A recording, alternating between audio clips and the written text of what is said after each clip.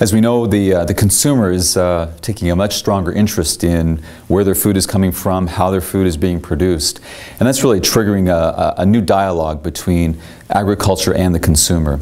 You know, from our standpoint, from BASF's standpoint, we really have to take a broad, holistic look at this from a long-term sustainability standpoint.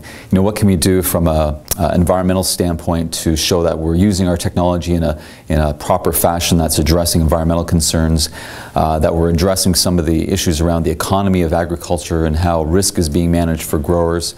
And when it comes to the consumer, it's really putting both the scientific facts on the table, but also understanding that there's a lot of emotion around that dialogue. You know, one effort that we've embarked on is a partnership and support with the U.S. Farmer and Ranchers Association and you know, the launch of their film Farmland, which I think is a really good example of how we're trying to enter into that dialogue with consumers and put a real face, a real person behind agriculture, so that the average consumer who's going through the supermarket has a better idea where is their food coming from and who's the person who's producing it for me.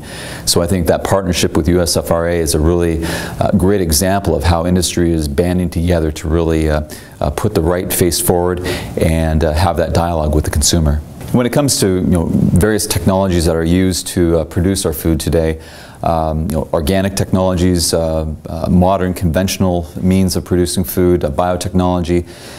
There's a lot of different technologies and capabilities to produce the food that we eat these days. You know, from a BASF standpoint, we believe and support that there's a fit for all different technologies. I think really the challenge, though, for the long term, if we are to have 9 billion people on the planet in the next couple decades, the ability to feed that number of people really will take the most advanced technologies possible to meet that growing challenge.